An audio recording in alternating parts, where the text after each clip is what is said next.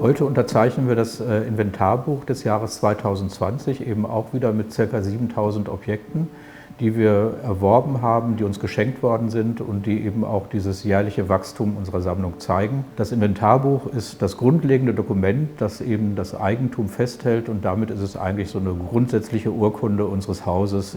In dem Museum geht es natürlich, und das wird oft unterschätzt, vor allem ums Sammeln, um die Sammlungen, und dies dokumentiert unseren Fortschritt im Sammeln und ist insofern ein zentrales Dokument unserer Arbeit. Die Sammlung des Deutschen Historischen Museums umfasst ca. 1 Million Objekte, und zwar zeigen diese Objekte eine große Bandbreite historischer Erinnerung. Sie beginnen im Mittelalter und führen fast bis in die unmittelbare Gegenwart. Das sind durchaus eben auch Waffen und Uniformen, Fotografien, das sind Plakate, das sind Kunstwerke aller Art, Grafiken. Wir haben sehr viele kunsthandwerkliche Objekte, sehr viele Alltagsobjekte. Das heißt, es ist eine sehr große Spannweite, die das vergangene und in gewisser Weise auch das gegenwärtige Leben in Deutschland dokumentiert. Das Inventarbuch des Deutschen Historischen Museums kristallisiert eigentlich die Erinnerung eines Jahres in der materiellen Überlieferung. Und gerade das Jahr 2020 war von besonderer Bedeutung, wie wir alle wissen. Das heißt, wir haben nämlich auch gleich begonnen, Zeugnisse zu Corona zu sammeln, zur Epidemie. Das heißt, auch das ist in diesem Inventarbuch und in unserer Sammlung jetzt dokumentiert, wie eben die Menschen in Deutschland auf diese Epidemie reagiert haben, welche Zeugnisse dazu entstanden sind. Und das ist ein Teil eben dieses Gedächtnisses unserer Nation in Deutschland, das eben das Inventarbuch darstellt. Die 1 Million Objekte unserer Sammlung setzen sich aus Teilsammlungen zusammen, und diese Teilsammlungen, zum Beispiel Kunst oder auch Alltagskultur, werden jeweils von Sammlungsleiterinnen und Sammlungsleiterinnen betreut, geleitet und auch intensiv erforscht. Uns ist 2019 eine Zeitschriftensammlung angeboten worden, insgesamt etwa 540 Titel, ganz kurzlebig, sehr lange Serien, das ist sehr unterschiedlich. Und die haben wir 2020 dann erworben, und wir hatten das Glück, aus dieser Sammlung tatsächlich auch auswählen zu können. Wir haben etwa 190 Titel ausgewählt, die für uns interessant schienen, erstens für Ausstellungszwecke, aber dann auch wegen ihrer Seltenheit und ihrem Wert. Es ist alles drin in dieser Sammlung, was Rang und Namen hat, was literarische und künstlerische Zeitschriften anbelangt. Ich habe ein Beispiel mitgebracht.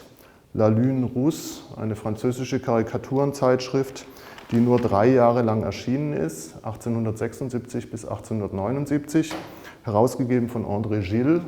Der ist hier in Deutschland relativ unbekannt, war aber im Grunde der französische Karikaturist der zweiten Hälfte des 19. Jahrhunderts. Und für Ausstellungszwecke ist sowas natürlich perfekt.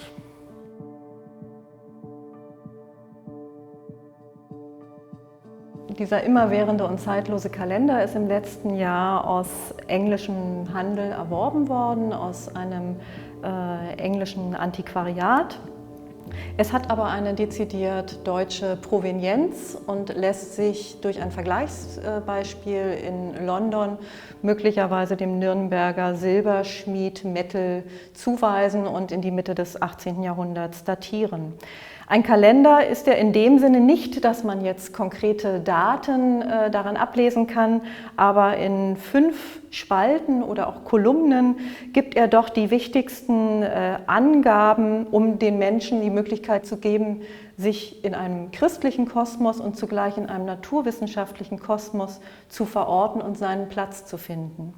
Diese 5 Spalten benennen zum einen die Monatsnamen und die Anzahl der Wochentage, dann die bekannten Tierkreiszeichen natürlich. Sie verweisen aber auch auf die Fest- und Feiertage im christlichen Jahr und geben darüber hinaus aber eben auch wichtige naturwissenschaftliche Phänomene wieder, wie beispielsweise die Anzahl der Tages- und Nachtzeiten oder den Sonnenaufgang und Sonnenuntergang.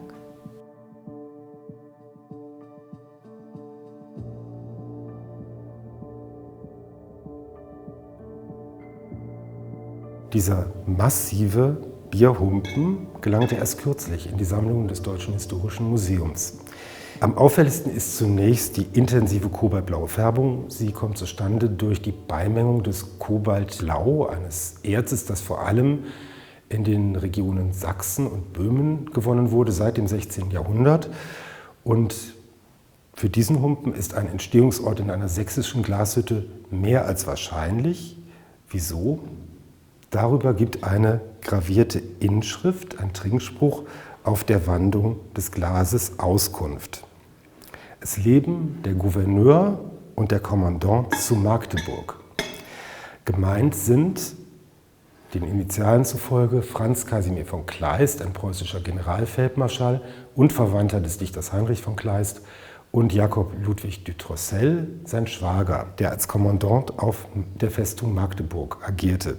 Beide Männer sind mit einem sehr unrühmlichen Ereignis der preußischen Militärgeschichte verknüpft, nämlich mit der Kapitulation der Festung Magdeburg im November 1806. Aus Angst vor den herannahenden französischen Truppen Napoleons übergab von Kleist die Festung kampflos, eigentlich in guter Absicht, um die Bevölkerung der Stadt und seine Soldaten zu schützen. Allerdings wurde ihm daraufhin, er war inzwischen schon verstorben, wurde ihm posthum das Kriegsgericht gemacht und er zur Überstellung an die Franzosen verurteilt.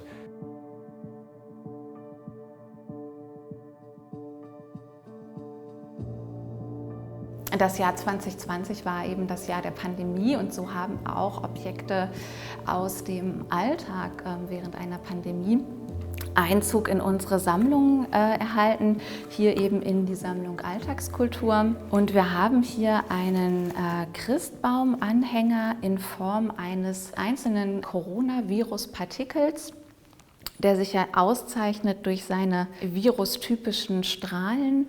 Die Form des Viruspartikels wurde ja zu einem Symbol sowohl für die Ansteckungsgefahr als auch zu einem Symbol für die Pandemie als solche.